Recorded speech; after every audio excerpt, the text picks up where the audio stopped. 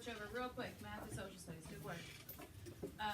So someone remind me where we left off yesterday. What were we doing?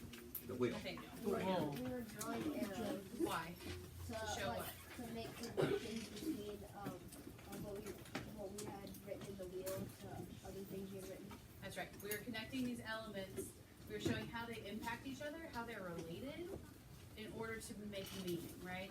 So your wheels should be pretty full of information from the text. We thought each individual section by itself, and now we're looking at how they impact each other to help us draw meaning from this. So say what the whole thing means, right?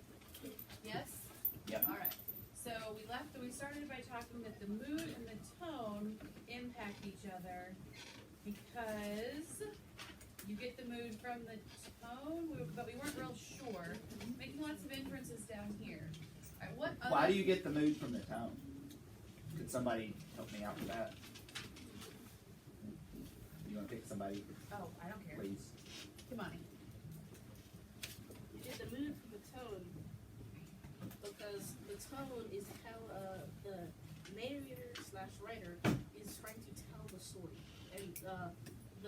and how they tell the story is what music is. Exactly right. Beautiful. You have to have, you get the mood from the tone because it came first, because the writer had the tone that they put in the writing. Yeah. All right, how else do we see these things interacting with each other? So my arrow was going from setting to symbols because if the setting was not like the cave or the sea, then the symbols wouldn't be a boulder or check boxes or long. Do you remember she's the one that came with that great symbol of the boulder? I was Yeah. telling that to other literacy teachers yesterday. Beautiful. Yeah. And that's Mr. cool. Johnson, I told him. Yeah. So guess which one of you kids did that? Yeah, You that's guess right. me? He named all 3 people and you were one of them. That, yeah. Joseph Angel. Alright, moving on. I bet he expects like Michaela. A musketeer was involved. Go ahead. what? Go ahead. It was Graham. I said Me. Sorry. Michaela's not trying to talk to me. Michaela, I sorry. said that the language structure style can affect the reader Why? because depending on how they choose to tell the story can affect how you see it. Exactly right. The word choice, the imagery, that absolutely affects how you see it. I love that. Nathaniel. I said the setting affects the plot and the conflict because there wouldn't be any conflict if they weren't like on the island. Absolutely. That conflict would not be the same if the setting was not what it was. Can't be trapped in a cave is not a problem if you are not in a cave. It's not how that works. Taylor. Oh, so I put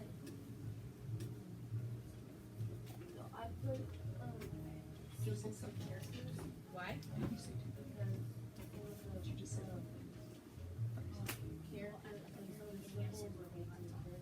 Absolutely. Yeah, the characters, like we even have little mini arrows right here saying that they represent, the characters represent things, their symbols and characters. Good, I love it. Fred, and then Permita. Tone to point of view. Why? Because without the tone, you wouldn't, like if it was the author who was just speaking for the characters and there wasn't any dialogue, it would be less exciting. Absolutely, I love that. Definitely. Permita and then Lincoln. I said the characters affect the plot and conflict Ooh, why? because if they were not those characters, I can't hear you. I said if there weren't those characters in the plot and conflict would be different. That's right. Absolutely. Thank you.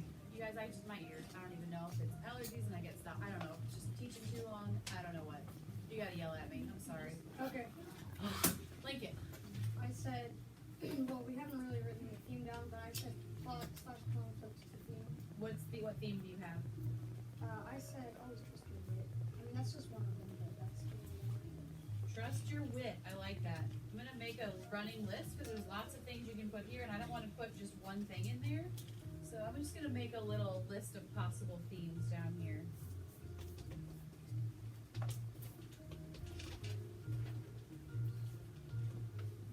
Okay. If anybody would like to add to that, feel free at any point. Can you see that green? Is it tricking me again? Maybe it's my ears and my eyes, you guys. Maybe I shouldn't even be talking to you at all. Blind and deaf. Kylie. So I put the point of view to plot and conflict, Ooh. and it ties more to conflict, I think, Uh-huh. because if it's like first person, the way that the story's told might be different for everyone. Yeah, absolutely. If you're in it and you're saying, I did this, the ownership really affects how you feel about it. Ooh, so that goes to what? She said that goes to the conflict, right? Yeah, yeah. If there's so I'm trying to reinforce what she's saying by saying yes. If there's an I first point of view, and you're the one doing it, and you're the one making all these choices, and you're getting your money, that feels different than if somebody's saying he did this, and you know. But yeah, I like that. It's good. Absolutely. Betty. So I did language structure and style to symbols Uh-huh. because like I thought, well, if there's gonna be a symbol, there has to be language structure. Like when it was talking about Dawn, that did symbols because they put the language in. Absolutely. And so a symbolism is also a literary device, right? So really, you can almost always do that. Mr. Parsons. So I wanted to piggyback on what Kylie said, a question. So if point of view would affect conflict, would point of view also possibly be a connection to mood? I would think so. Especially with the first person. You all agree with them? Because if the first person's saying it and they really are driving home their disgust about something, that's going to be a different mood than if the narrator is just saying this one did this and that one did this. I think. Definitely. Fred. Characters to tone, because the Cyclops, it would be like he would be angry, and then that would be set a tone for one of the story. Like let's say the Cyclops was angry the whole story. You would, I don't know. That's just. So does that reveal how the author feels about the text, or does that impact how you feel about the text? I would say the reveal author's feeling, or affect how the reader feels. But the author is the one who's like making the dialogue for this, so I would say tone. But if it's smooth, then Well, let's talk about it. So tone is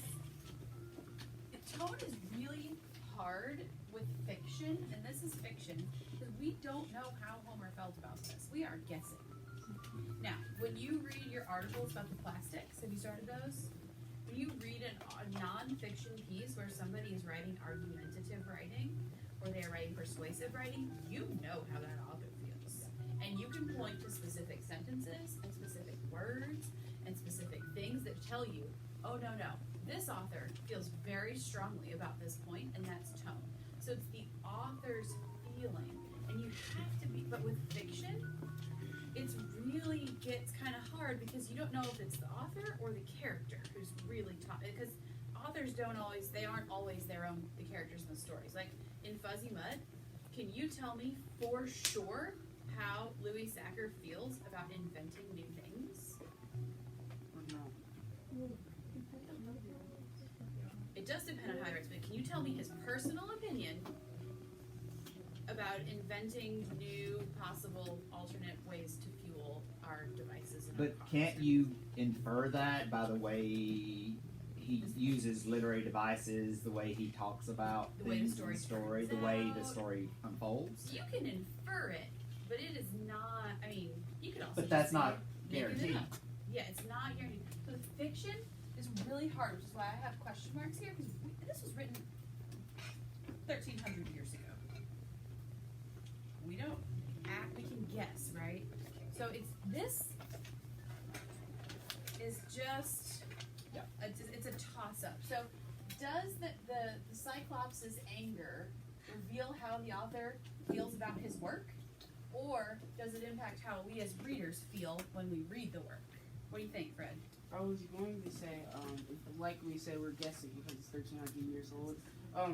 He could have a favor for Odyssey, and that's how he got out and survived. Sure. So yeah. Could, but the word there is could, right?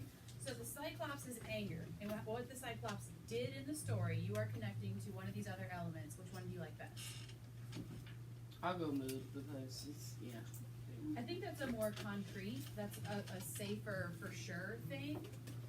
But his anger you're not wrong.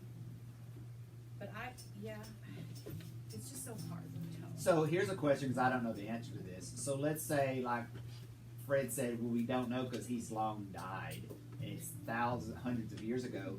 So let's say Louis Sacker, the tone of Fuzzy Mud, well, he's alive, and he might do an interview or a book talk and talk about what he thought. But does that get considered as part of the tone, or is it just got to be what you imply as the reader without having the privy to that? If you're doing outside the book literary talk. analysis, it should be based on the text itself. Right. But background knowledge and context matter. But when do authors like say in the book what they feel about it? That's right. Then you would know. Then you would know. And let's think back to the Emily Dickinson poem we did a couple weeks ago. She was a recluse. She lived in her house. She lived at the time that the railroad was replacing horses and the work that they did. And we could tell in there that she liked looking at the thing, but maybe she didn't actually like the thing itself. There were very specific words that revealed how she thought and felt about it, and as long as she was the I in the poem, which, again, we don't know if she's making up a character and calling that character I, or if it's herself, but if we assume that she is the speaker in the poem, then we know her tone. But it gives us reasons to Yeah. lean toward those thoughts of the tone. Yeah, so it's, just know this is tricky. It's an educated guess. This is tricky. It's going to be an inference, and the point with, and it's not as concrete as it is with math. You know, you don't add 4 on both sides and you remove it, and then it's going to be, can you prove it? So really, if you can say whatever you want, as long as you can go back to the text and say, this is how I know this. This is why I think this. Let me explain it to you and convince you that what I'm saying is correct. You can say whatever you want. So that's why you really can't do this wrong. I mean, absolutely 100% will do this. But if someone came circled back around and said, explain to me why that is, you go back to the text and say, this Because here. is written here, which makes me think this, and so I get to have it. So can I repeat what you said? Yes. So what she's saying is there are lots of right answers Lots. when you can go back and use that arrow and prove it with something in the text. Tactile proof. Or give your hypothesis for why that is based on what you read in the text. Still no guarantee, No. but it's a great inference, and you're using textual information to back up your claim, your thought. I remember being a student and really loving my English class because I was a person that every time I took a multiple choice test, I could rationalize that 2 were right and then I had to pick one. Right? I hated it. So I'm like, if the question is meant like this, then A is the answer. But if the question is meant like this, then it's C. Oh, these and I do can that. explain. Oh, I know they do. I know you do. And I hated that because I'm like, I'm going to I invest tell you how many inevitably texts pick I've the wrong gotten one. this year. It Well, you drives me know, bananas. this could be like this if it's this, but it's this. What if it's this? And this type, and I loved my English class and even write essays because I could pick what I wanted, and as long as I could explain myself, I got it right. And keep doing it because that means you're thinking. We're glad you're doing that. I'm Yeah, glad you absolutely, for sure. All right, more arrows. Melis, James, Nathaniel, Chloe. Go. Okay, so I said symbols to tone Why? because the different types of symbols you use, like they kind of like the poem that we were talking about. She kind of used different similes and metaphors to describe how she didn't like it or to describe how she did like it, and that kind of showed how she felt about it. Sure. Great. Love it. James. I did point of view to the characters because one of the characters is going to have a point of view. Beautiful. Love it. Nathaniel. So when I do like reconnecting, Start with 2 and then yes. so Odysseus, like from point of view to setting, because Odysseus is kind of like curious, like his point of view of the setting, and then like because he is curious about what's in the setting, that like makes the conflict. Yeah, I like that. I'll give you that. Okay, I wouldn't have thought of that, but that's perfect. That's absolutely right. That's like 3-way. Look at how beautiful this is. You know, if Dr. Underwood walked in here right now, he'd be like, "What's thumbs up? Why are you scribbling for these children?" And I'd be like, "You just don't understand. This is very meaningful, Dr. Underwood." I'd be like, "Oh, just watch and learn." But look at this. This is a beautiful mess, isn't it? And you, Nathaniel, that was really when I look at That's these great. things when they're done, I'm like, I "This didn't is a think that. ginormous disastrous That's mess." great. And if somebody looked at that, they'd be like, "What the heck?" We know what it means, so we're in the club, and they're not. So, anyways, all right, Chloe. I don't know if this is like a good one, but I kind of feel like the tone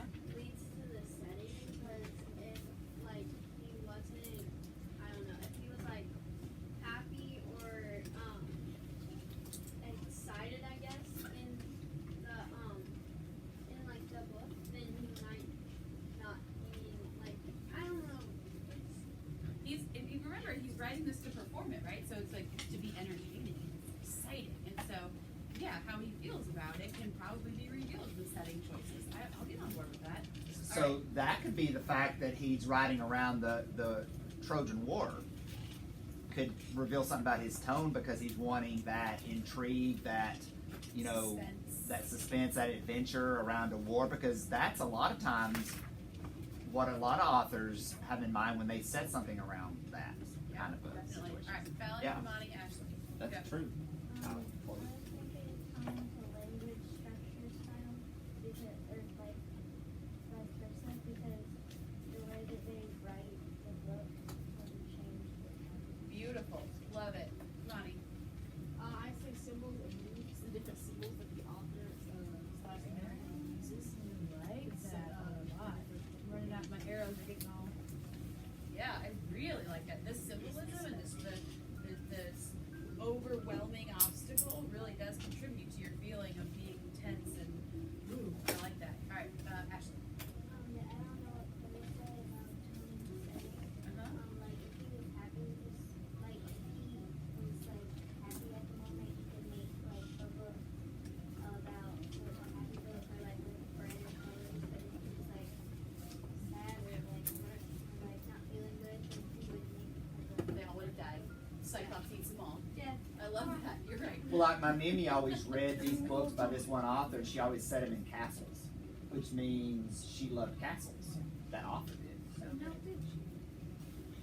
And we used to read a book by Tracy Barrett, who's a Nashvilleian who used to be a professor at Vanderbilt, and she writes all of her books around her history that is her major because that's her passion. So that could be connected to those, why those are her settings. Very cool. All right, Betty and Jayla, and then we're gonna move on. Well, I have a suggestion for the Okay. Ooh, good theme. I love it. So I wrote that top team is all going to act like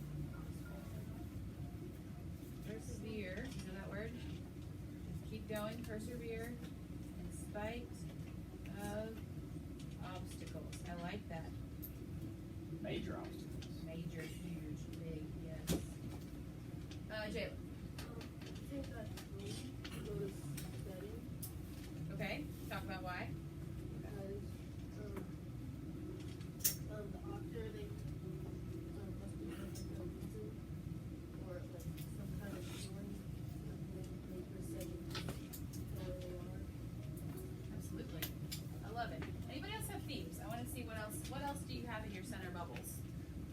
Nathaniel, Kylie, Lincoln. Go. So I said that you should, if you're in like a tough situation, you should try to use your smarts or Aye. your wit. Did you have one? Yes. Did you have one? Okay, Izzy has one too. Good. Wit. Use your wit in tough situations. Okay, who is next? Kylie. So I said with great adventure comes great risk. Ooh. Risk Yeah. reward.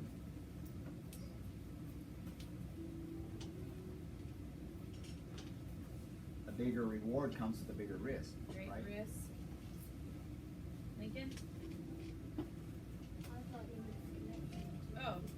The what? I thought you meant some connection to the Go ahead. I'll take it. Take it. characteristics. Characters to theme. Yeah, definitely. Love it. One.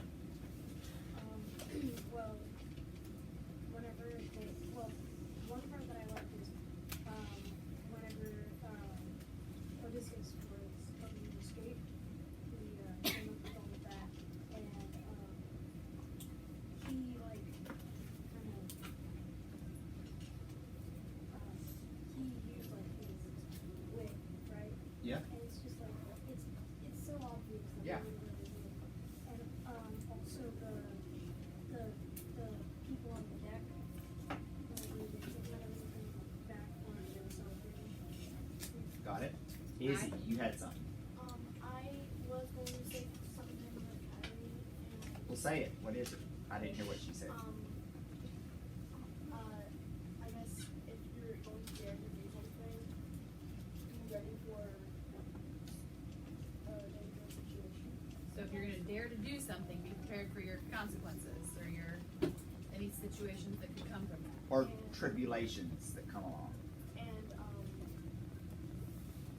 I guess to calm. It's worth it. It's worth fighting for. Yeah. If you're in a type situation, stop and just do that. Yep, great, I love it.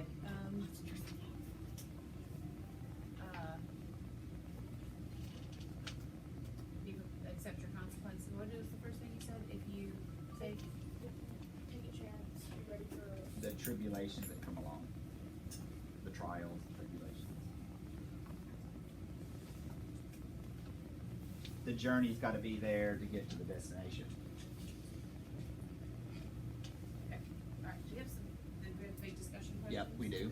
Okay. Here's the first. We only can The start first on one the we've first already one. done. Yeah. So those three at the bottom. We got 7 minutes. Which one do you want to talk about, Mr. Biggs? Is that the last slide? Do we have another slide? No. I can do that later. Okay. Does anybody have one they'd like to speak on? Those Start bottom there. three. What's it say about power, brain versus brawn, responsibility, and ownership of your actions? That ties back to what they just said about theme. Izzy, that's your thing right there. That ties into what you said. Ashley,